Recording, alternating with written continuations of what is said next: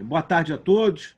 É uma alegria tê-los aqui, ainda que mais uma vez virtualmente, para a gente conversar novamente sobre a reforma tributária, agora sob o ângulo da novidade da semana passada, que foi a apresentação da proposta do governo federal, ou sua primeira fase, a CBS, Contribuição sobre Bens e Serviços.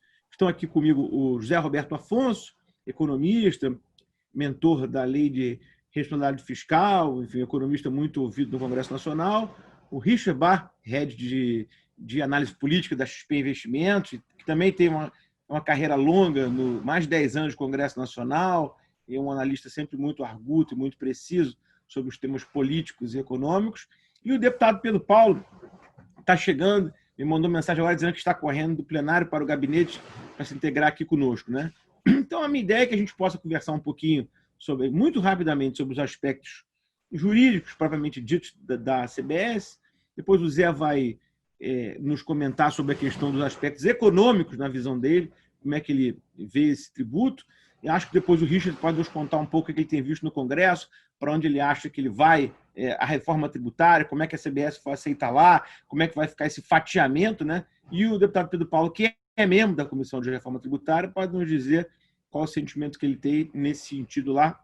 Então, muito rapidamente, assim, só para a gente contextualizar, vocês lembram que existem, né, duas propostas de emenda constitucional, duas PECs, a 45 e a 110, já há algum tempo sendo maturadas e debatidas no Congresso Nacional.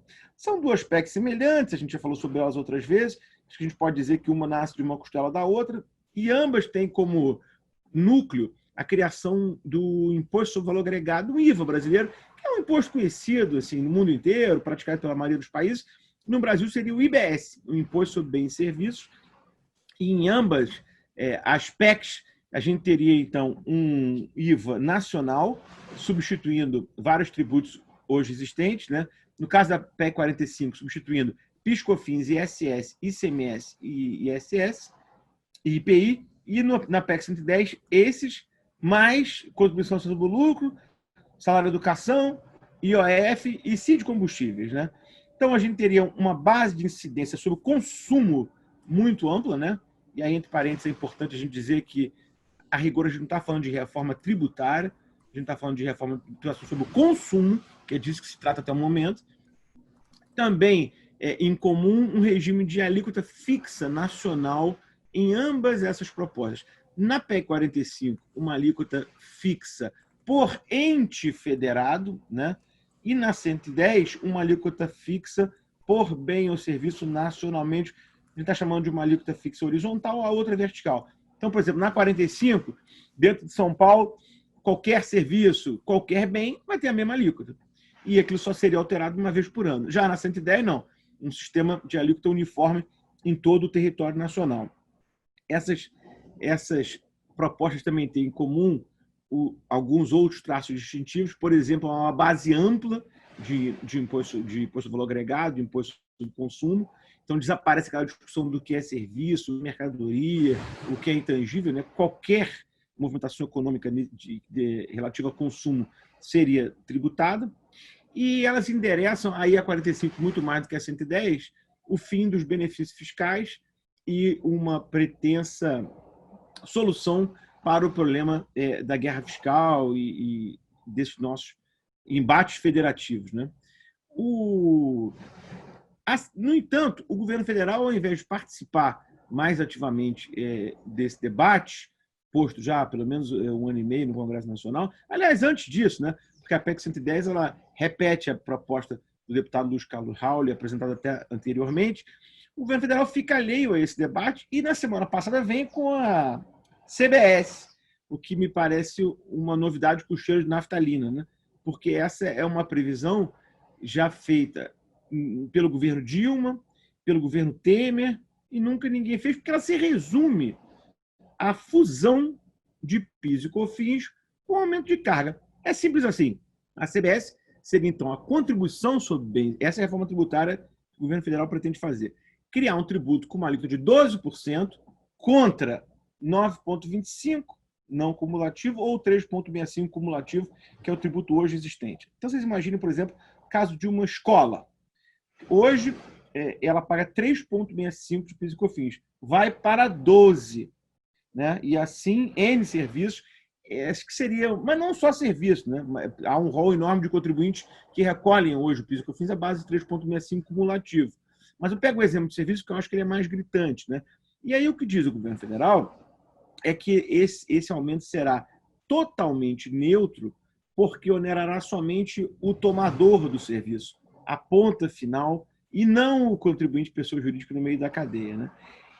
Me parece, talvez a gente possa ouvir melhor aí o Zé Roberto, o Richard sobre isso, mas me parece uma premissa que é um pouco ingênua, eu diria até de uma ingenuidade comovente, porque é evidente que nem todo preço contempla uma elasticidade suficiente para receber bem esse aumento do dia para a noite, né? Uma coisa importante para a gente ter em mente é que as PECs endereçam uma fusão de toda a tributação sobre o consumo, mas com um período de transição. Na PEC 45, de 10 anos, na PEC 110, de 5 anos. Já na CBS, nós estamos falando de um aumento do dia abrupto, do dia para a noite. Então, eu acho que não dá para imaginar, como faz o governo federal, que um aumento, por exemplo, de 3,65% para 12% vai ser tranquilamente absolvido no momento de PIB caindo 10% e de caos econômico, né? Então, acho que a ideia do governo federal ela é ruim, porque ela traz um aumento relevante de carga tributária, sem, ao mesmo tempo, veicular os benefícios de uma reforma tributária ampla, uma organização sistêmica de toda essa nossa balbúrdia da tributação sobre o consumo. Para além disso, já vou encerrar por aqui essa introdução, o governo federal anuncia que nas próximas semanas enviará, então, propostas instituindo uma CPMF, que eles chamam um mini tributo. Curioso é que o mini tributo é para arrecadar 2% do PIB, né? Mas ele vai endereçar, então, essa proposta da CPMF, né? Aquilo que a gente entendeu como uma alíquota baixa, de 0,2%, uma coisa assim, e da revogação da isenção sobre os dividendos, né? Vamos ver como é que isso se acopla, para usar a expressão que o governo federal gosta muito, com as propostas hoje em andamento. O que me parece, no entanto, inacoplável é a CBS com o resto da tributação sobre o consumo desenhado nas PECs, na medida que a alíquota é alta demais. Para vocês terem uma ideia, no modelo idealizado na PEC 45, a alíquota desse IBS seria de 25%, sendo 9% para a União, para substituir PIS, COFINS e IPI. Aqui a gente tem a CBS de 12% mais o IPI, ou seja, nessa ideia da acoplagem, a gente iria para uma necessidade de tributação para os estados e municípios altíssima, e a gente iria para um IVA de 30%, que seria o maior IVA do mundo, né? Então, muito em resumo, acho que é possível afirmar com tranquilidade que o governo federal fez foi sucumbir à velha tática de farinha pouca, meu pirão primeiro. Eu quero fazer a minha reforma tributária e estados e municípios que resolvam sua vida posteriormente, o que, claro, não parece ser o ideal, uma vez que, evidentemente, o Brasil precisa de uma reforma tributária fundante, que altere o sistema como um todo, de uma maneira racional, e não só de um remendo. Essas seriam minhas considerações iniciais para a gente situar o tema. Vamos ouvir agora o Zé Roberto Afonso, que com certeza pode nos dar uma perspectiva econômica melhor sobre esse fenômeno todo, sobre a CBS e da interação dela com as propostas do governo. Zé, você tem a palavra. Bichara, muito obrigado aí pelo convite, cumprimento aí a todos os colegas que estão assistindo. Eu acho que, antes de tudo, como você bem pontuou, né, o que está acontecendo? A gente primeiro tem que citar onde a gente está, né? Estamos no meio de uma pandemia internacional e mundo afora que está se discutindo como reduzir, não é que está se discutindo, está se adotando, continua ainda sendo adotadas uma série de medidas para reduzir a carga tributária e aliviar a situação das empresas, sobretudo as microempresas e as do setor de serviços, né? Pela razão de que, pela primeira vez, nós temos, acho que na história, uma recessão que é liderada e atinge em cheio o setor de serviços. De aumento de carga tributária no mundo, você tem uma adoção pontual, que a gente até já andou conversando em outras lives, de imposto sobre maconha e sobre jogos eletrônicos. cujo consumo, tido como supérfluo, subiu durante a pandemia. E o que está se discutindo é a criação de um Digital Service Tax, né, que envolve, sobretudo, uma guerra entre a Europa e os Estados Unidos, porque seria um imposto para atingir as grandes corporações da internet, com um detalhe, né? Na maior parte o que está sendo discutido é você aplicar um imposto sobre o faturamento bruto, né? Seria o equivalente de você pegar a COFINS, dar uma isenção, olha, todo mundo que fatura até 10 bilhões de reais está isento para conseguir atingir só um núcleo, e não é valor adicionado, não é lucro bruto, lucro líquido, é imposto sobre faturamento bruto.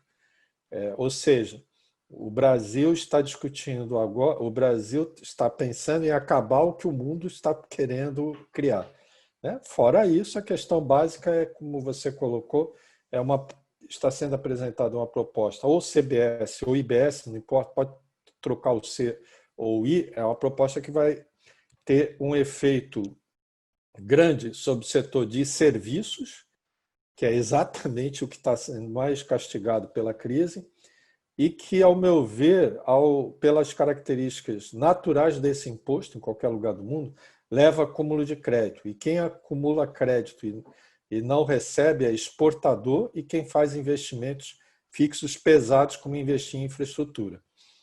Então, por um lado ou por um outro, ou eu estou acertando quem está no auge da crise, ou eu estou acertando quem seria a saída da crise. Então, eu diria o seguinte, eu acho que as propostas são boas, mas não adianta eu ter uma proposta boa na hora errada, né? Não adianta, aliás, eu melhorar a cobrança de impostos para quem vai morrer, ou de Covid, ou para quem vai falir. Eu acho que o nosso foco ainda não saímos da pandemia. Eu acho um luxo. O Brasil está discutindo reforma tributária, ninguém no mundo está discutindo reforma tributária neste momento. E insisto, não quer dizer que o Brasil não precisa de reforma tributária. Não precisa, com certeza precisa. Passado o momento, três últimos comentários rápidos. Questão da estratégia que o governo está propondo à CBS. Eu gosto muito da estratégia de você fazer uma reforma fatiada. Mudar aos poucos não quer dizer mudar pouco, desde que você tenha uma estratégia. Não sei qual é a estratégia do governo. Aliás, até sair a CBS, quando a gente olha nos jornais, uma hora é o imposto sobre transações digitais, outra hora é o imposto sobre transação financeira. A própria CBS, entre o discurso e o texto frio das 50 e tantas páginas, também vai uma distância muito grande. Então, acho bom fatiar. Eu, inclusive, nem começaria pelo CBS, começaria pelo PIS. Pega o PIS sozinho, que é pequenininho, e muda o PIS e usa ele como um laboratório para você, né? Daí avançar para o COFINS e seguinte. Agora, de qualquer forma, fatiar a reforma exige que você apresente, né? Outro dia eu me lembro muito bem, essa estratégia de reforma fatiada já vinha desde o governo Dilma, né? Eu me lembro de um senador que dizia assim, olha, tá bom, a gente pode começar por essa fatia, mas eu quero ver o tamanho do porco como um todo para entender qual é o tamanho desse bicho antes de você me dizer que nós vamos começar aqui por esta costela aqui. Então eu preciso a gente tem que ter uma noção do todo. Então, precisa divulgar a estratégia. Segundo, e acima de tudo, precisamos dados, precisamos atualizar o diagnóstico. A economia mudou radicalmente antes da Covid, com a Covid mudou mais ainda. E nós, de novo, estamos discutindo do IBS ao CBS com zero dados, zero dados. Isso, desculpe, mas beira até um pouco a irresponsabilidade profissional. E no caso agora da CBS, vindo do governo, o governo, ninguém tem melhor dados do que o governo, ele precisa apresentar quais os dados, inclusive para explicar a calibragem da alíquota de 12%. Suma, tem várias questões aí que a gente vem pela frente. É óbvio que é bom você caminhar para uma não cumulatividade tributária. Eu agora digo, Zé Roberto, pessoalmente, acho que era melhor não mudar nome de impostos, até para não reabrir né, toda a discussão judicial e faria uma reforma no PIS, mostrando os dados antes, mostrando a simulação, inclusive para que 3 meses depois que você criou, quando você começasse a apresentar as declarações e arrecadações, a gente pudesse ver. Por que eu estou falando do PIS? Porque se tiver um impacto muito forte sobre o setor de serviço, que é o que tudo indica vai ter, como o PIS é pequeno, você não teria um estrago grande na economia. Aliás, essa foi a estratégia que, no final do governo Fernando Henrique, se adotou quando criou o regime não cumulativo do PIS, que era um treino, né, uma prévia para depois fazer o COFINS, que foi feito em 2003, já no governo do PT. Acho que era bom seguir isso, tem várias implicações, depois a gente pode conversar, né? Tem muitas coisas que eu acho que estão sendo esquecidas. Aliás, por exemplo, se fala muito sobre quem compra serviço e a gente esquece uma coisa boba. O maior comprador de serviço na economia é o próprio governo. Aliás, deve ser inclusive por isso que quando colocou lá a regra sobre o SUS, eles disseram, não, a CBS não vale no SUS. Mas no resto, quer dizer, vai comprar com 12% e vai morrer com 12%. Vai encarecer as despesas governamentais. Tem muita discussão que a gente tem pela frente. Eu acho que agora o que a gente precisa é ter discussões técnicas com calma. Agora, eu continuo achando que esta discussão a gente pode até começar agora, mas não é a prioridade nacional. A prioridade nacional é ficar vivo as pessoas e ficar vivo as empresas. Até para poder depois se aproveitar de um sistema tributário, né, mais limpo, mais simples e tudo mais. Para mim, essa eu acho que devia ser o foco, sem prejuízo de se começar a conversar, desde que não atrapalhe o trabalho de enfrentamento, né, da pandemia. Bichara, fico à disposição aí no debate, acho que deu uma pincelada geral. Zé, obrigado pelas suas palavras. Também queria aproveitar para lembrar que quem quiser mandar pergunta aí, pode só usar a ferramenta chat do Zoom, a gente depois vai ter tempo para abordá-las. Realmente, hoje, uma das maiores dúvidas que a gente tem é o que vai acontecer em termos políticos legislativos, né? Quer dizer, nós vamos prosseguir na discussão das PECs, a CBS vai atropelar tudo, a gente já sabe que o rito de apreciação da lei ordinária não é o mesmo da PEC. Então, não dá para juntar tudo e analisar isso de uma maneira conjunta. Eu acho que ninguém melhor do que o Richard para poder nos iluminar aí sobre esse tema. Richard, qual é a sua visão sobre isso tudo? O que vai acontecer? Qual é a previsão de próximos passos políticos legislativos na CBS e nas PECs? Obrigado, Bichara. Obrigado, Zé Roberto. Um grande prazer estar falando com vocês aqui hoje. Isso eu queria ouvir do Pedro Paulo, tá, Bichara? Porque tá feia a coisa. Tá entrando. Não, mas vamos falar sério, assim. A gente ali no mercado, enfim, a gente começou a falar disso tem um ano já e eu não acreditava muito no assunto, né? E acho que, assim, uma reforma estrutural, organizadora, que traga eficiência para a economia, que traga justiça tributária, eu continuo não acreditando nela, tá? Eu acho que o governo é um governo ambicioso, né? Só que essa ambição está no lugar errado, está na ambição de chamar o texto de reforma, chamar aquele fragmento de reforma. Eu concordo plenamente com o Zé Roberto, eu acho que uma reforma fatiada não necessariamente é uma coisa ruim, só que você precisa de uma organização muito superior à que existe hoje, né? Parece que foi um catadão ali de coisas que conseguiram juntar do que tinha consenso e o Bolsonaro não vetava a ideia. E aí propuseram isso e vamos ver o que dá. Então é tudo muito no vamos ver o que dá. O que a gente tá olhando? Assim, primeiro, a gente tem olhado muito mais a reforma da Câmara que a do Senado, né? Pela força política que a gente consegue enxergar ali, pelos atores, né? Essa reforma ela tem muito mais gravidade, vamos dizer assim. Então as discussões passam ali muito mais pela Câmara que pelo Senado nesse momento, né? Assim, a gente tem uma situação em que o presidente Rodrigo Maia ele termina o mandato dele ali em fevereiro, mas na prática termina no fim de dezembro, descontando o tempo de votar o orçamento no fim do ano, você tem eleição municipal, então o tempo útil ali para fazer sessões de votações ele é curto, né? E o Rodrigo tem isso como meta, votar. nesse caso, e não só pelo Rodrigo, obviamente, mas pela situação toda econômica que nós temos, enfim, da situação fiscal do governo, da situação das empresas e também da situação política, você tem essa questão do tempo, porque se o Rodrigo quer votar na Câmara alguma reforma antes de sair, ela vai ser uma reforma votada com uma certa velocidade, talvez até pressa. E nesse caso, pressa é inimiga da perfeição, não tem muito jeito, você não consegue fazer uma PEC muito pesada num curto espaço de tempo, porque são muitos temas para negociar. Tem outro déficit importante nisso que nós enxergamos.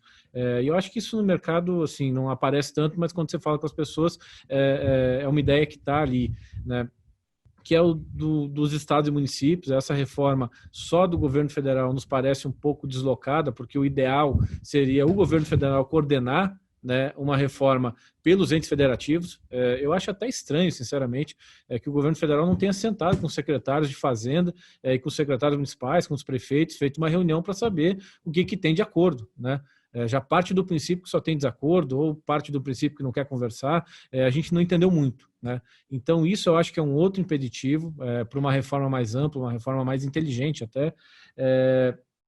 E assim, nos parece uma coisa que bateu muito no mercado, que é um exemplo de coisas que nós temos visto quase que diariamente ali. Não sei se o Pedro Paulo na comissão também tem passado por isso, mas antes de enviar esse texto com a CBS, o governo soltou ali na imprensa, enfim, aqueles vazamentos, que ia fazer a rever a desoneração da cesta básica. Aí o mercado enlouqueceu, olhou o que está acontecendo e tudo, e a gente ali na XP acaba que nem se mexeu muito, que parece que o governo, em alguns momentos, se aparenta muito um clube do livro, sabe? Cada um pega uma ideia, leva para discutir e dali tem uma ideia, sabe? Mas não é um negócio que você discutiu como governo e aí testou com os outros ministérios, falou com o Congresso, testou a ideia no Palácio Planalto, na Casa Civil, essa ideia virou uma reunião com o presidente e aí essa ideia vai para o Congresso como uma ideia de governo, sabe? Assim, a CPMF é uma delas, dê o código que der, enfim. Primeiro, a gente acha que não passa de jeito nenhum, sabe? Não tem muita gente no Congresso com quem a gente converse que diga que acha que passa. Muito pelo contrário, acho que não passa. Hoje mesmo nós conversamos com o presidente Rodrigo Maia sobre isso e o presidente de novo reiterou aquela opinião que já é pública dele de que isso não passa de jeito nenhum, até porque é insuficiente, o que for criado. Esse é o primeiro ponto. O segundo ponto, parece que em Brasília quem concorda com isso é o Bloco F da Esplanada dos Ministérios, do Ministério da Economia. E mais ninguém, sabe? No Palácio Planalto, Ministério, qualquer um que você vá, a gente não enxerga muita gente defendendo isso não, sabe? Então, são coisas muito localizadas e reflete um pouco dos problemas que o governo tem de organização e de articulação. Então, olhando para essa reforma, a gente acha assim, é possível passar alguma coisa de reforma tributária esse ano. De novo, eu acho que é um nome bastante ambicioso, porque pode ser entregue, sabe? As limitações não são só que as pessoas querem ou não fazer. Eu acho que o Zé Roberto colocou um elemento fundamental, sabe? O mundo está em outro momento, o Brasil está em outro momento. E a gente aqui parece que está mais na agenda ali pessoal de alguns atores que não tem tanta articulação assim em Brasília, não tem conversado tanto, do que olhando para uma agenda de verdade de pandemia, as empresas quebrando, as pessoas sofrendo, 1.300 pessoas morrendo por dia. Então, a gente acha que passa alguma coisa, é ambicioso chamar de reforma tributária. Eu, particularmente, acho que o mercado, pelas características que tem, celebra o que for votado, se não bater muito em nenhum setor, porque aí desregula algum setor na bolsa e dá problema, mas o mercado dá uma celebrada. Sinceramente, o mercado, qualquer coisa que aparente que o Brasil está andando um pouquinho para frente, já está comprando, especialmente os locais, e a gente ali, como analista político, espera que seja votado alguma coisa na Câmara. Acho que é impensável votar na Câmara e no Senado, Não acho que o caminho, isso é um pouco de opinião também, não acho que o caminho seja para o projeto de lei, sabe? Se está na Constituição, você tem que fazer. Acho um erro do governo atrelar a Renda Brasil, atrelar questões de trazer receita para programas sociais à reforma tributária, sabe? É capaz de você votar a despesa e não dar tempo de votar a receita, sabe? Ou a receita não existir, então você cria mais um buraco. Você usou uma palavra, Bichara, que eu concordo muito. Tem ali discussões e decisões que são absolutamente ingênuas, sabe? São absolutamente ingênuas, porque não tem outra definição, sabe? E erram a mão por isso, E aí você perde uma semana, perde a outra, perde a outra. Assim, eu particularmente sempre olhava isso. Nos recessos do governo Dilma, nunca aproveitavam. Então o recesso era um grande vazio, parece que todo mundo ia de férias e voltava, e aí voltava a pancadaria habitual, né, da política, quando terminava o recesso. No governo Temer a gente viu um aproveitamento disso, sabe? Teve denúncia sendo votada na primeira semana de agosto, né? E antes disso o Meirelles aumentou a CID, né, na semana antes de voltar ao recesso. Então você tinha um aproveitamento para arrumar a casa um pouco, que nós não vimos nesse recesso, tá? Então acho que o problema político ele é evidente, acho que a pressa política é evidente, e isso atrapalha que a gente consiga uma discussão mais organizada e até mais sincera em Brasília, e uma reforma mais ampla. Ainda assim, a gente acha que passa alguma coisa que tem a ver com tributos, porque a vontade política do presidente da Câmara é imensa, a vontade do relator, até porque é um dos candidatos ali à sucessão do Rodrigo Maia, é imensa também. Isso vai alimentar a disputa dentro do PP, dos dois pré-candidatos, né, Arthur Lira de um lado, Agnaldo do outro, vai ser uma das coisas que vai perpassar essa briga, não tem jeito, né, então vai ser o grande tema, né, e tem que ter, assim, o Congresso escolheu esse tema, então, enfim, está pelo menos ali batendo nessa tecla há muito tempo, já que o governo deixou a reforma administrativa de lado e outros assuntos, a PEC 438, né, deputado Pedro Paulo, o governo também não teve força para discutir, não teve força para discutir do outro lado, ali no Senado, as outras PECs fiscais que tem, então acho que o assunto é reforma tributária, e é muito difícil todo mundo discutir um assunto ali em Brasília e não entregar qualquer coisa. O meu receio é que seja de fato isso, qualquer coisa. Né? E aí a gente deu um carimbo de reforma tributária na capa do projeto e depois vê o que faz, que é uma coisa muito brasileira, muito nossa e muito possível de acontecer.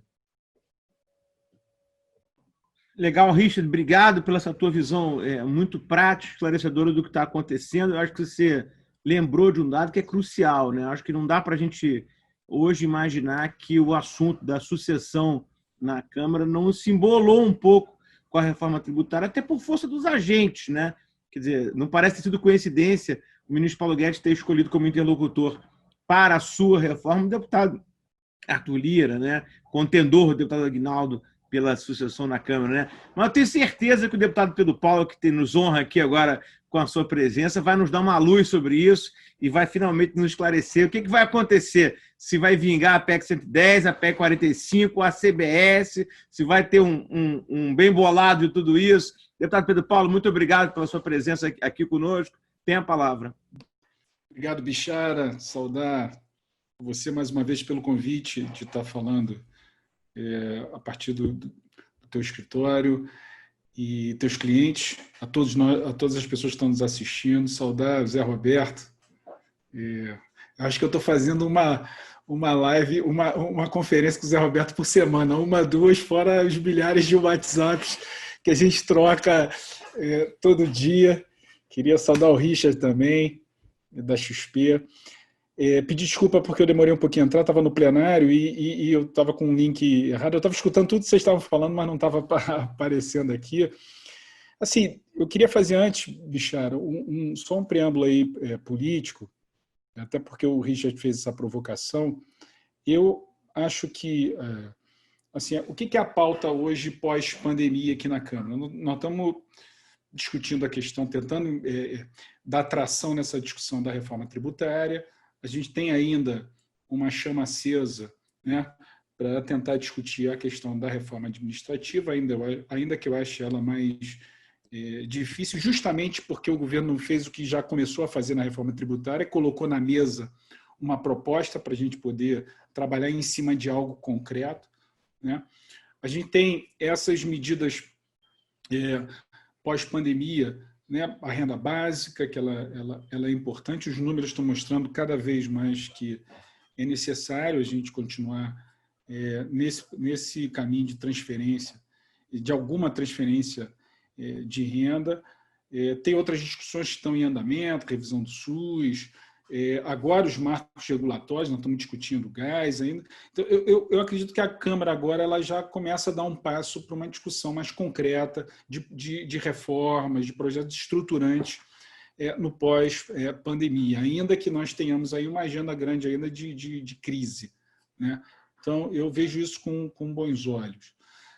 Ontem, por exemplo, Zé, eu tive uma reunião com o Ministério da Fazenda, que me chamou junto com o Rodrigo, E uma das coisas que nós estamos discutindo é voltar, o Richard vai dar pulo da cadeira quando eu disser isso, de alegria, mas é voltar a uma discussão aqui, colocar na pauta, além de todas essas discussões, uma pauta sobre a questão da despesa pública, né?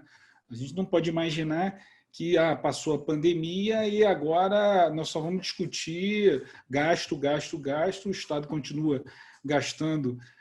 A gente vai esquecer depois da pandemia que o Estado gasta mal, muito mal, que tem uma série de problemas, desde os subsídios equivocados até o engessamento do orçamento, enfim, uma série de corporações públicas e privadas que capturaram o orçamento. Nós estamos estourando o teto já no ano que vem, a gente precisa voltar a essa discussão, né?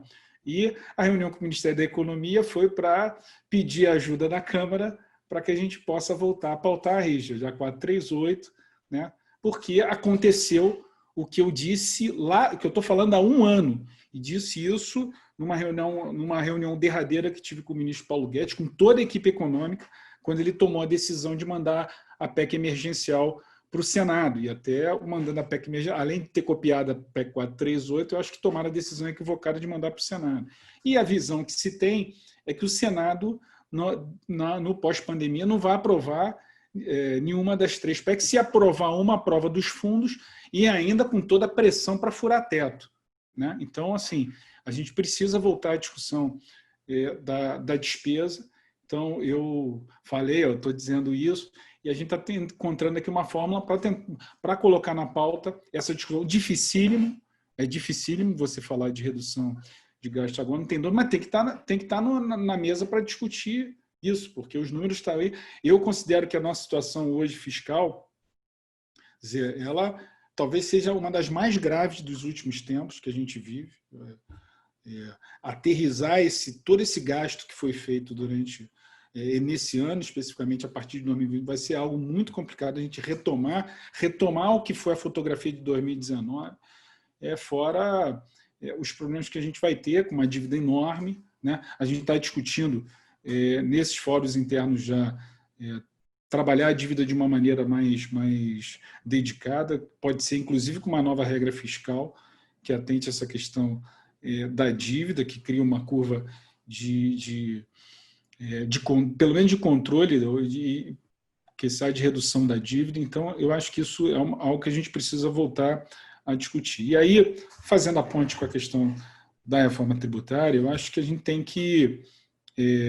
eu acho que a reforma tem uma oportunidade política que poucas vezes eu vi aqui nessa casa, e olha que eu acompanho há muitos anos, até mesmo antes de ser deputado.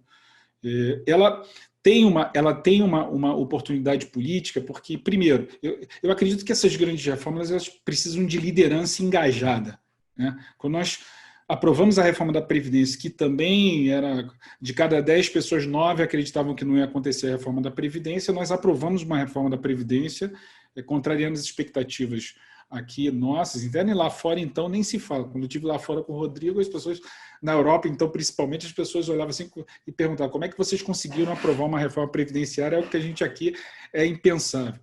Mas nós aprovamos porque nós tínhamos, em primeiro lugar, uma liderança política que acreditava nos efeitos de uma reforma, nos benefícios e na necessidade de ter uma reforma previdenciária. Então, eu acho que a reforma tributária ela tem essa liderança, essa compreensão do Rodrigo, e é a agenda dele, né?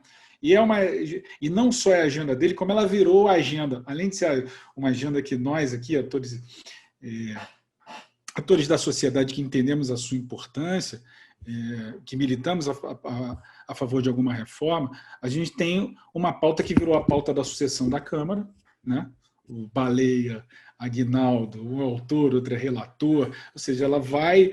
A pauta da sucessão vai estar circunscrita também como um dos temas da reforma tributária.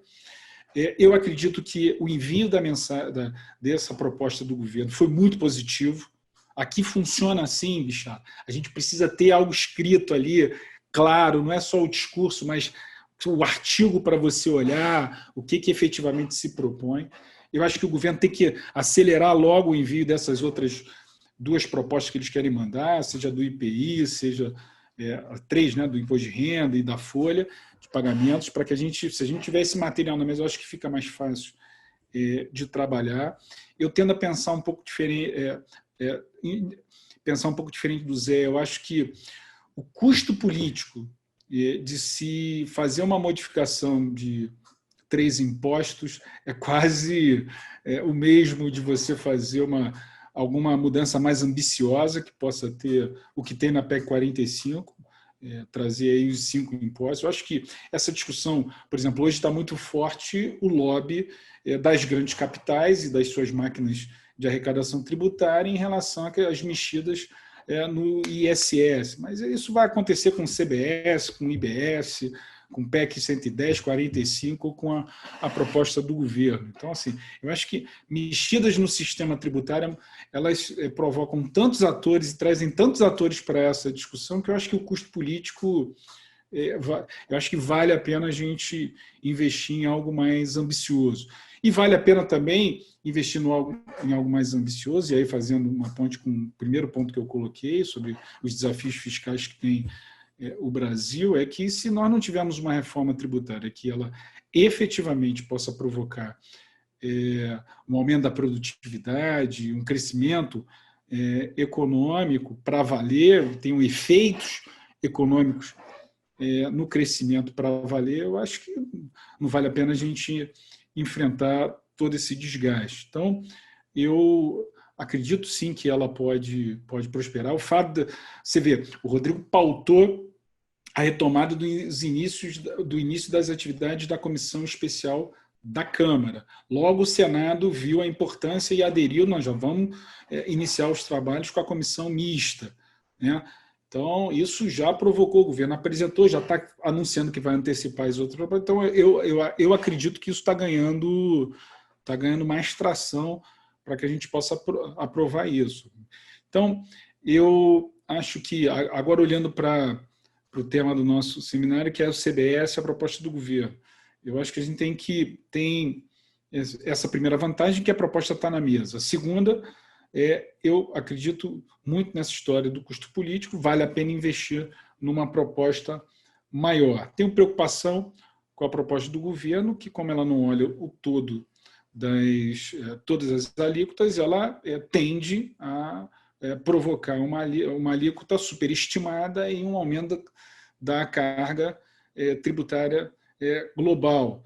Acho que a gente tem que estar atento também a pontos que existem na PEC 45, que eu acho que são importantes, que é, por exemplo, o tempo de transição. Eu sou daqueles que concordam que o tempo de transição maior é melhor do que você ter um tempo curto, porque permite você fazer as calibragens, permite você negociar melhor, por exemplo, uma discussão com os entes, com os estados e prefeituras. Quanto maior tempo de transição, eu acho isso mais adequado.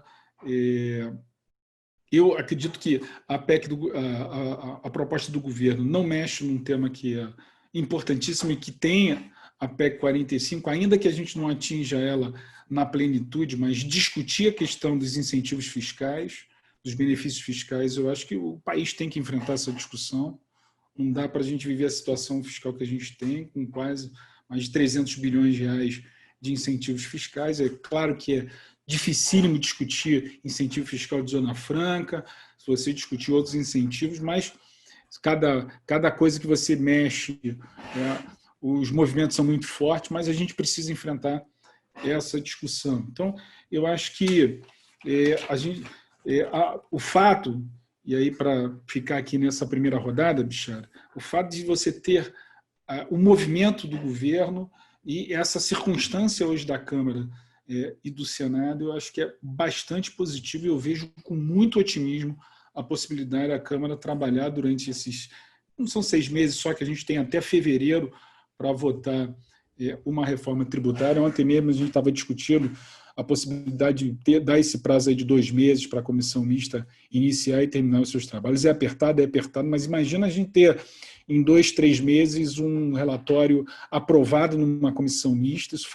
E numa comissão mista ganha a vantagem de você aprovar na Câmara e depois no Senado ela está praticamente alinhada para que também não tenha dificuldade no Senado. Eu acredito, a mensagem final que eu queria dizer, eu acredito na reforma tributária, acho que ela é a principal agenda, tá?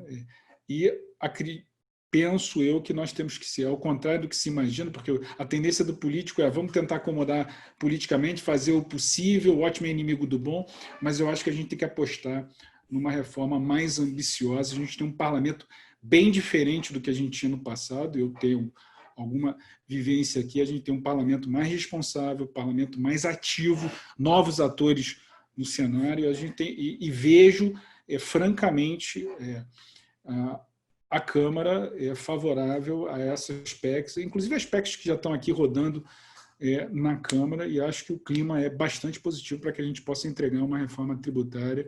O Congresso se acostumou no ano passado, nesse ano, a ter esse protagonismo de entregar, de provocar, de formular. Eu acredito que o Parlamento, nesse segundo semestre, não vai querer perder esse protagonismo, a sua iniciativa de entregar para a sociedade projetos estruturantes do tamanho de uma reforma como uma reforma tributária. Obrigado, deputado Pedro Paulo. Sempre um prazer lhe ouvir. Deputado Pedro Paulo, que é, sem dúvida, um dos congressistas mais afetos, mais técnicos no que tange a projetos sobre matéria econômica, tem se notabilizado por isso.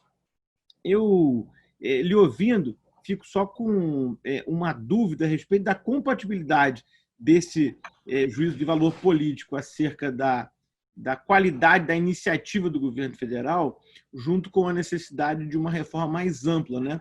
Porque o projeto de lei da CBS, ele só endereça o problema federal, né? Assim, essa é uma crítica que eu acho que precisa ser feita, né? Ele nem de longe sequer tangencia o problema de estados e municípios, né? Então, quer dizer, se a gente... E aí eu me associo à sua linha, um pouco, acho que diferente do que pensa o Zé Roberto. Se a gente faz isso fatiado, deixando de fora estados e municípios, nós nunca vamos ter uma reforma de verdade, né? Daí a minha esperança que o Congresso realmente enderece alguma coisa mais ampla, né? Sem deixar fora desse debate tão importante estados e municípios. Eu queria também ouvir aí vocês sobre esse aspecto especificamente, né? Quer dizer, será que a gente deve tentar caminhar numa reforma que deixe de fora estados e municípios? E também eu queria fazer uma outra provocação. A gente sabe que talvez a maior dificuldade, né, da PEC 45 seja a radical alteração no estado de coisas que ela produz, fundamentalmente no que concerne aos benefícios fiscais, como mencionou o deputado Pedro Paulo, né? No entanto, a PEC 110, lembrando que o senador Roberto Rocha alterou o seu relatório base após ter recebido inúmeras sugestões de emendas, ela já está, vamos dizer assim, tropicalizada, né? Então, embora a gente não dê muita bola para a PEC 110, o Richard mesmo falou no início da exposição dele, de que ninguém olha muito para a 110, ninguém olha muito para o Senado. Faço uma provocação para vocês.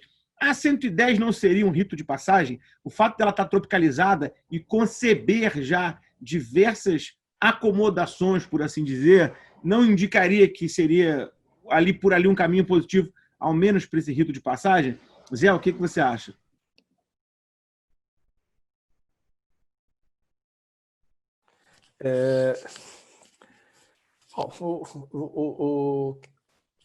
Eu pessoalmente, quer dizer, só queria voltar a esclarecer.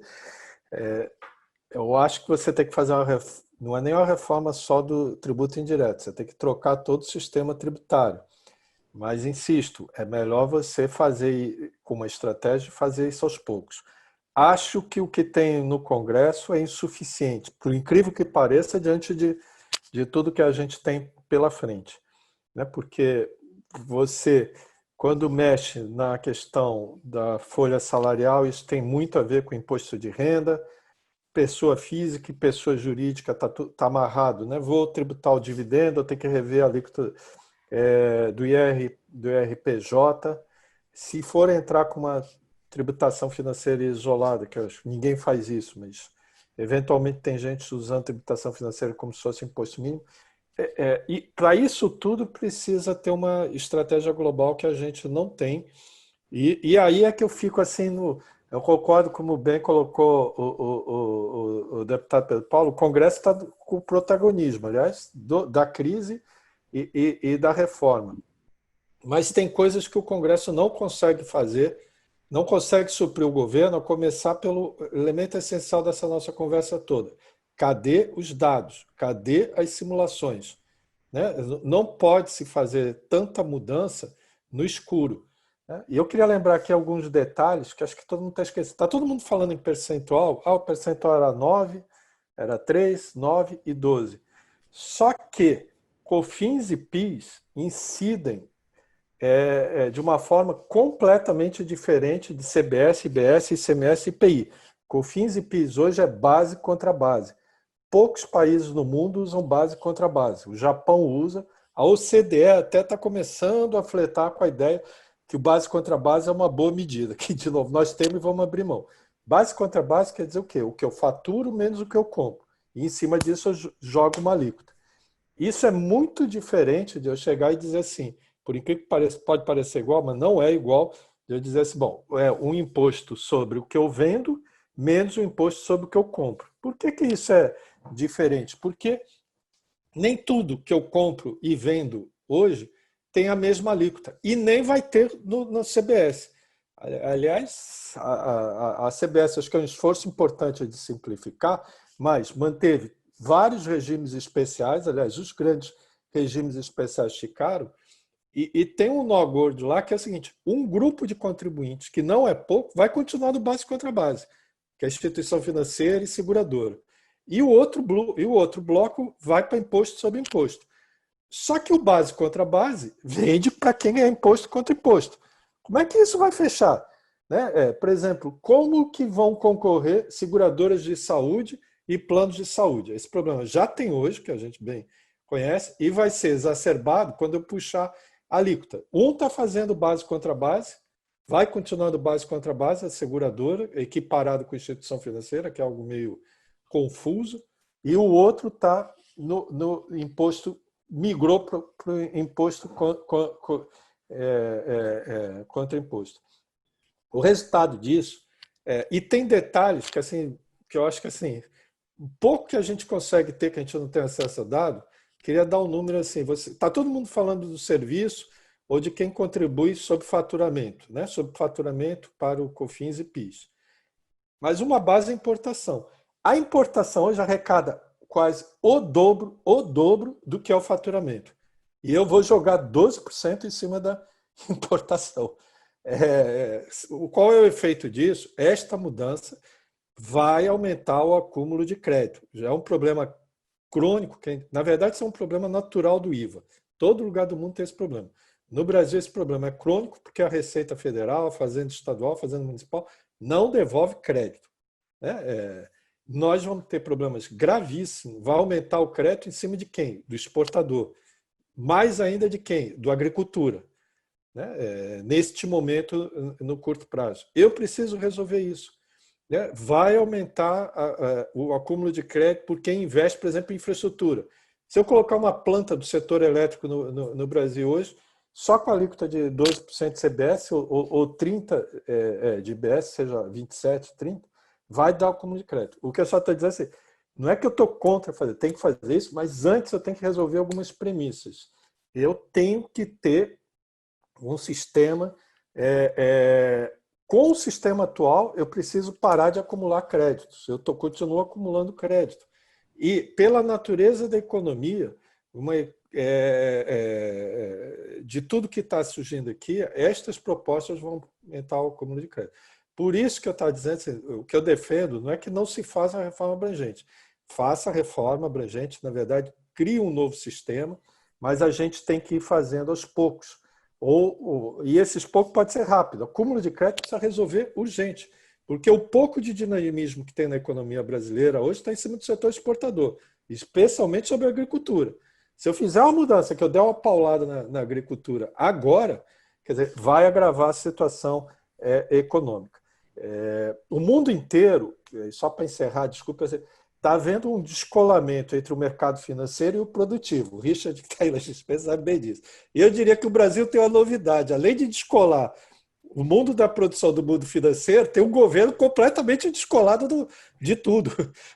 Então a gente está descolado. A Bolsa outra está questão... 1.000 pontos, o Bolsonaro está 200 mil. Você está cada coisa para um lado, está descolado. E se alguém acha que vai fazer aumento de carga tributária para sair da depressão, e aí nesse ponto não é só o governo, tem outros colegas economistas meio que também estão defendendo isso vai dar a chamada segunda onda recessiva. Eu acho que a gente ainda nem saiu da recessão. Ainda acho que a gente está flertando com a depressão. Se você aumentar a carga tributária, por exemplo, aumentar a carga tributária sobre a agricultura, sobre exportador, sobre investimento, você derruba mais ainda o PIB. A carga tributária, aliás, é a arrecadação dividido por PIB. O PIB continua balançando e, de novo, o que eu não posso acertar é o que está puxando o PIB. E este desenho que a gente está fazendo vai acertar, na minha opinião. Na dúvida, por isso que eu defendia, temos dúvida, não temos dado, não temos simulação, pega o PIS, que é pequenininho, muda o PIS, pode até, se quisesse fazer por medida provisória, daqui a 3 meses está valendo. Começa a arrecadar e daqui a 4 meses, 5 meses a gente sabe o que aconteceu. E daí eu extrapolo, né? E aí posso escalar. Mas nós estamos fazendo, são mudanças, não são simples, mas são necessárias, não tem dúvida nenhuma, mas tem muita complexidade. Um último comentário, desculpe me estender, mas uma coisa que o deputado Pedro Paulo bateu forte, e isso me lembra. A outra questão que a gente está precisando muito de dados é para entender a renúncia tributária no Brasil, e incentivo fiscal. Porque o cálculo de renúncia tributária no Brasil é algo espantoso, né? Você tem, por exemplo, a gente olha a renúncia das contribuições previdenciárias, dispara o desemprego e a renúncia continua igual. A Zona Franca de Manaus hoje não é nem de perto o que era 5 ou 10 anos atrás. Quem conhece a Zona Franca sabe disso. E quando eu olho a renúncia é igual. Na verdade, aparentemente, né, pega um número e o número vai replicando. Nós precisamos saber, a primeira coisa, inclusive, antes de tudo, é preciso saber qual é a renúncia. Qual é o cálculo de renúncia, até para poder calcular, né, custo-benefício. Qual é o benefício desta renúncia? Agora, qual é a renúncia? A forma como é calculada, aliás, a memória de cálculo não existe, né? Tudo não tem memória de cálculo dos 12%, não tem memória de cálculo de nenhum tributo, a memória de cálculo da renúncia tributária não existe. Eu acho que tem vários problemas metodológicos e assim por diante. Desculpe eu me estender, mas é por isso que eu insisto assim, eu acho que pode fazer algo aos poucos, mais rápido, para ter número, para ter base da mudança, mas para ir escalando, e pode se escalar muito rapidamente. Richard, qual é a tua visão aí sobre essas questões? Assim, por que a gente não olha ali no mercado muito a PEC do Senado e olha mais a da Câmara? Acho que, primeiro, pela questão mais natural. É muito mais natural que essas coisas saiam da Câmara e passem pelo Senado. Constitucionalmente é assim. E depois, por um elemento que o deputado Pedro Paulo trouxe, que é importante.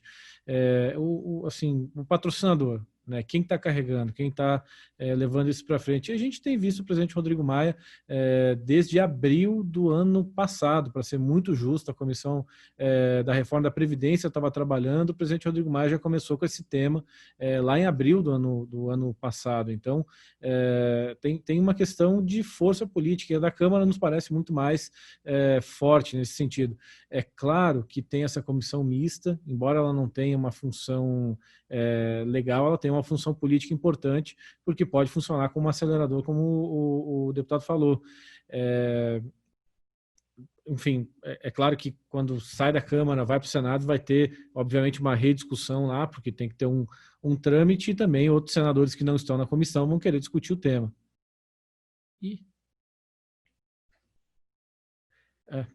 Travei e voltei. Então, por isso que a gente olha muito mais a da Câmara. Nos parece que a da Câmara é mais bem patrocinada politicamente. A discussão dela começou antes. A do Senado foi uma reação ao início da discussão na Câmara, na verdade. né? Pegaram boa parte do projeto do deputado Raul e fizeram um Ctrl-C, Ctrl-V, né? Então a da Câmara nos parece muito mais factível. Assim, ainda assim, o que está faltando, assim, mesmo a da Câmara, tá? Claro, a gente está numa pandemia, tem toda essa situação, mas o que parece que está faltando é uma espinha dorsal, né, que nem tinha na Previdência, para trazer o exemplo da última reforma. Na Previdência você tinha uma espinha dorsal, então discute-se isso, aquilo e aquele outro. Discute o regime A, B e C, Estado está dentro, está fora, né, tem capitalização, não tem. Então as perguntas eram muito menos. Hoje você ainda não sabe o que fazer com tributação de dividendo. Vai ter, não vai ter? Vai mexer nisso, não vai? Os estados e municípios estão dentro ou não estão? Como é que entra essa discussão ali? Como é que o governo vai organizar? Ou a Câmara e o Senado organizam? Então, eu acho que ainda tem muito mais perguntas do que resposta, né? E aí tem um problema original, porque você tem já duas PECs, você tem a do Senado e a da Câmara, tem esse projeto do governo, tem o governo ali discutindo coisas novas toda santa semana, e elas ainda não respondem essa necessidade de uma espinha dorsal de discussão, né? Partimos daqui, queremos chegar aqui. Né, a tributação muda para grupos específicos, não muda, vai bater em exportação, como o Zé Roberto falou, não vai, né, qual é a sopa de letrinha que nós vamos usar, imposto está muito claro que vai ter, o que não vai ter, para mim está claro, mas aparentemente para setores do governo não está. Né, então, eu acho que falta um pouco de uma espinha dorsal. E a PEC da Câmara nos parece um pouco mais bem formatada nisso, tem mais política nela, né? Assim, a gente tem seguido essa, o mercado tem seguido essa, porque parece que é o projeto guia, né? O projeto que vai ser aprovado vai a partir desse, né? E tem a questão do presidente Rodrigo Maia, que isso é inequívoco, né? O Rodrigo Maia, quando resolveu que tinha força política, conseguiu costurar a maioria para aprovar a reforma trabalhista, conseguiu. Né, quando fez a maioria para aprovar a reforma da Previdência e o governo já tinha problemas políticos evidentes ali na aprovação da reforma da Previdência, o Rodrigo Maia foi o grande patrocinador. E agora o presidente Rodrigo Maia está puxando essa discussão. Então, alguma coisa me diz que quando o presidente Rodrigo Maia resolve patrocinar um tema, você tem que olhar com carinho para ele, porque ele tem um histórico de aprovação de temas importantes quando ele realmente trata aquilo como a grande questão da Câmara em determinado momento. Nesse semestre será a reforma tributária. Deputado Paulo, também queria ele ouvir sobre isso e lhe perguntar, que eu acho que é a maior dúvida hoje de todos, né? Quer dizer, como é que daqui para frente o que vai acontecer? A gente sabe que o deputado Rodrigo Maia ainda não despachou, né, o pedido de urgência do projeto de lei da CBS e ninguém sabe muito bem para onde isso vai, né? Me parece que não pode ser apreciado pela comissão mista, porque nós estamos falando de um projeto de lei ordinária, não de PEC, né? Então teria que voltar, em princípio, para a comissão da Câmara. Ninguém sabe também se o relator vai ser o mesmo ou não. Quer dizer, vamos ver se o deputado pode nos dar aqui uma luz sobre os próximos passos legislativos do que vai acontecer, tanto com as PECs quanto com o projeto da CBS, né? Bom, Bichara, eu acho que, do ponto de vista legislativo, você pode, nessa comissão mista, transformar praticamente tudo do projeto. O substitutivo pode acolher o que ele quiser da proposta que o governo mandou, entendeu? Então, eu acredito que agora está sendo fechado os últimos detalhes para iniciar essa comissão mista. Tá? Eu acho que está bem definida a presidência e a relatoria em especial com o Agnaldo, está basicamente definida, não tem mudança nisso. Então, acho que agora é botar para rodar na comissão. E eu acredito, sinceramente, que um prazo de 2 meses, estourando aí com o rito de votação dentro da própria comissão, 2 meses e meio, 3 meses, eu acho bem, bem factível, tá? Pela experiência que a gente viu na reforma da Previdência e outras comissões especiais ou mistas, que são de temas mais polêmicos, eu acredito, e exatamente pelo ponto que o Richard falou e que eu tinha colocado antes, a liderança política é muito importante.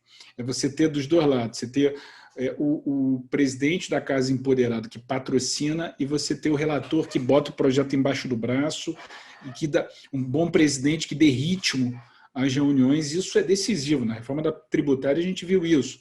Marcelo Ramos conduzindo militarmente a comissão, o Samuel, dedicado 24 horas à reforma da Previdência, e saiu, e o Rodrigo Portais patrocinando. Então, eu acredito que tem toda a possibilidade de andar. Acho que, pela a pergunta que você fez inicial, 110 ou 45, o tempo é uma coisa relativa para se discutir projetos. A proposta, a PEC 110, ela tem muito mais tempo de debate, porque ela começou lá em 2004, patrocinada pelo Hawley, depois. Mas eu acho que o tempo, o excesso de tempo nesse caso, ele não é positivo, porque são várias legislaturas. Eu acho que a PEC, eu acho que a proposta do Hawley, com todo respeito, e a gente tem que fazer aqui todas as referências ao trabalho quixotesco do Hawley para defender uma reforma tributária, mas eu acho que as acomodações dela ao longo do tempo, elas cabiam naquele momento, mas não quer dizer que elas cabem agora. Eu acho que a PEC 45, ainda que ela seja um pouco mais poética, ainda que ela seja um pouco mais... Mas eu acho que ela é mais ambiciosa. Eu acho que a ambição dela tem vantagens, entendeu? Por exemplo, a PEC 110 já tem uma série de exclusões de incentivos fiscais, a PEC 45 não tem nenhuma, e o jogo aqui da Câmara vai tirar e colocar, dado um pouco a natureza da política aqui, das negociações aqui na Câmara. Então, o fato dela também estar aqui na Câmara e ter todo esse patrocínio do Rodrigo, eu também acredito que é uma vantagem. Então, ela é mais, por mais que a PEC do Hawley tenha mais tempo, mas a 45 hoje ela é muito mais conhecida, né? E hoje o debate é basicamente CDS e IBS, das duas, PEC e a proposta do governo, do que a PEC 110. Então, eu acredito que reforçar o meu otimismo, eu acho que ela tem tração, sim, para ser a principal proposta aí dos próximos... E cada vez mais, né? A mudança, seja a eleição, agora teve a desconstrução do bloco, né? Do governo. Acho que a gente mirou ali algo que a gente não imaginava e acertou em outra. Eu acho que realmente tinha uma ideia de desfazer o bloco por uma questão legislativa e, de repente, virou essa discussão que nós não somos governo, dar uma identidade a esse bloco, se aglutinar com os partidos de oposição. Eu acho que isso também... isso tudo vai na direção... todo tema que dá liga a essa discussão política é a reforma tributária. Então, acho que eu acho que cabe a gente pensar grande nessa reforma. Seria bom a gente botar o Zé Roberto lá com a API para ele fazer as correções que tem que fazer e a gente tocar para frente uma reforma ambiciosa. Legal. A gente está com mais de 1h05 aqui. Se vocês me derem 5 minutinhos, só para a gente endereçar algumas das perguntas que chegaram aqui. Tem uma para o Zé que eu acho que é interessante e acaba tangenciando assunto que a gente pouco falou, que é a questão de exoneração de folha, né? O Murilo Alevato, nosso colega, indaga aqui o seguinte: a alíquota da CBS e a sua expectativa de arrecadação é bastante elevada em comparação ao PIS/COFINS. Será que tal arrecadação pretende suprir a desoneração de folha? Isso aliviaria a alíquota de uma eventual nova CPMF? Aí só para contextualizar, né? Há vários estudos dizendo que a alíquota de CBS, para ser neutra em relação ao que se cobra de PIS e COFINS hoje, deveria ser de 9%, de maneira que parece inequívoco que o governo federal colocou uma gordura para subir a sua arrecadação em 12%. O que você acha disso, Zé? Bom, muito rápido. Não tenho resposta, tem que fazer conta. Insisto, não pode comparar a alíquota de 9% sob base contra base contra uma alíquota de 12% apurado imposto contra imposto. São meios de apurações diferentes. Óbvio que provavelmente, por princípio, você tem um aumento de carga sobre o setor de serviço, e que é o setor que é mais onerado na folha salarial. Você trocar o encargo patronal por CPMF é você, digamos, devolver, né, o aumento de carga do setor de serviço para a indústria. Aí, no final, se essa conta toda estiver certa, você muda o mundo, faz essa engenharia política para voltar onde você está. E é como o Richard colocou. É onde eu estou, para onde eu quero ir, aí eu faço, mudo e caio aqui de volta. Eu confesso que eu não sei. Acho que o que a gente precisa, insisto muito, precisamos ter mais debate técnico, precisamos ter dados, né? Precisamos trabalhar em cima de realidade. Agora, um parênteses à parte, a discussão que começou a surgir pelo mundo de algo parecido com o CPMF é como tributação mínima, não como uma tributação isolada, porque isso já era difícil em condições normais de temperatura. Agora que você tem uma globalização financeira sem precedentes, né? Mandar e trazer dinheiro do exterior é a coisa mais fácil do mundo legalmente, né? E você tem inflação baixa ou deflação e taxa de juro negativa, juro real negativo e juro nominal baixo no tempo, é um cenário muito complicado no mundo financeiro para você entrar com uma tributação né, sobre cheques. Aliás, o que o mundo está discutindo também, até um parênteses à parte, um pouco de transação financeira, é algo que tem mais a ver com o IOF do que com o CPMF. Poucos países no mundo têm algo parecido com o IOF. Tanto assim que, inclusive, uma das condições para o Brasil entrar na OCDE é acabar com o IOF, que eu, pessoalmente, acho absurdo. Eu não aceitaria essa hipótese alguma. Quer dizer, se tributa, tem tributos sobre crédito, em alguns lugares, mas pouca gente tem tributos sobre operações cambiais.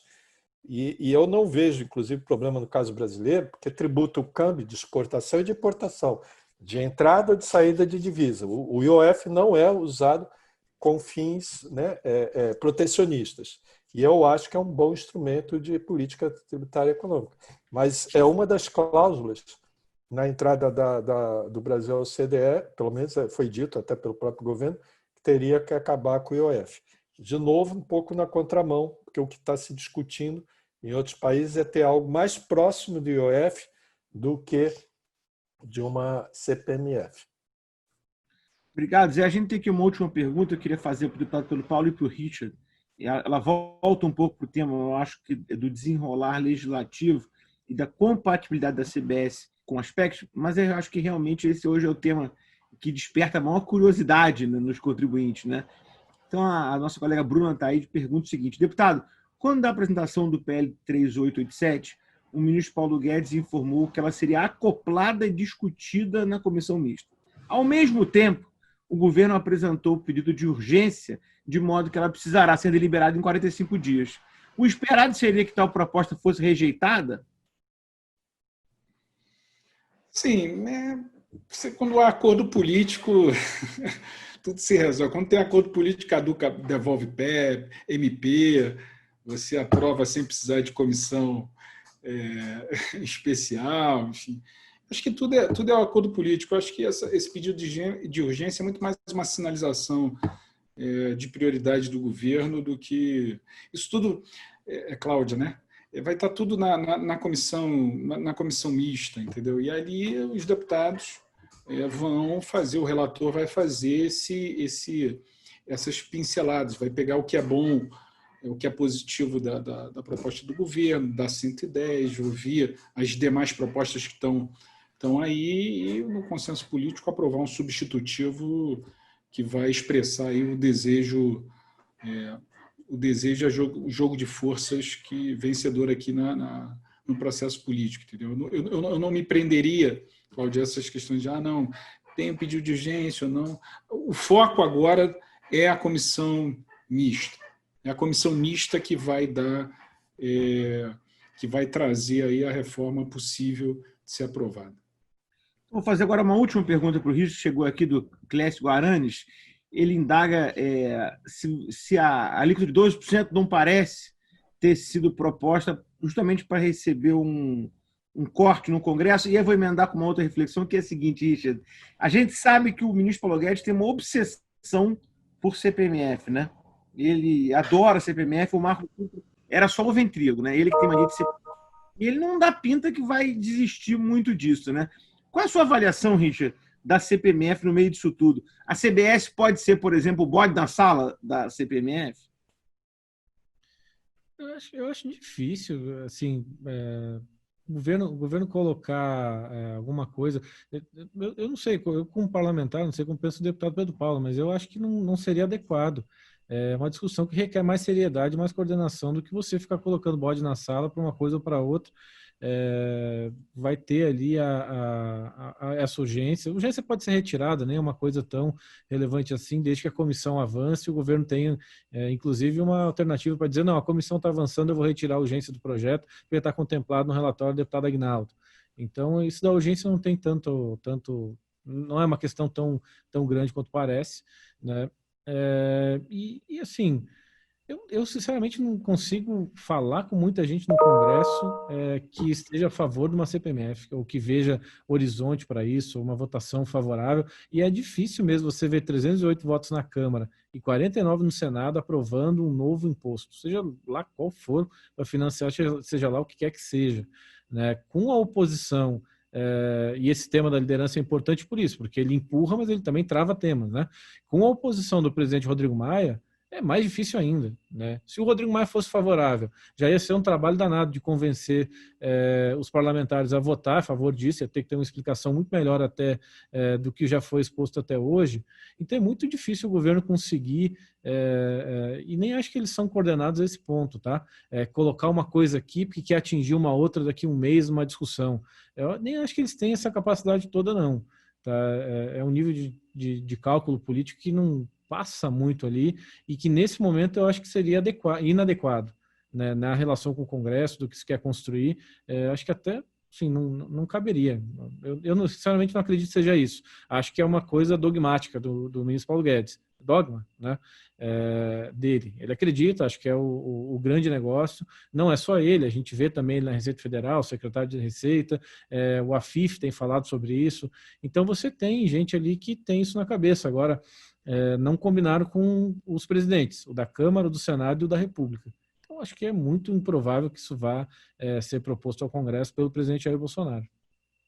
Legal, pessoal. Acho que não teria assunto para a gente ficar falando aqui muitas horas, mas eu não quero abusar da paciência de vocês dentro da nossa audiência. O que parece certo é que esse assunto ainda vai despertar muitas paixões e muito debate, então desde já queria convidá-los aí para uma próxima rodada em breve. Vamos acompanhar o desenrolar disso no Congresso Nacional. Queria agradecer muito aí ao deputado Pedro Paulo, ao Richard, ao Zé Roberto Afonso. Uma alegria, uma honra muito grande tê-los aqui. Vamos ver se a gente repete aí numa próxima rodada em breve. Muito obrigado a todos aí. Um abraço.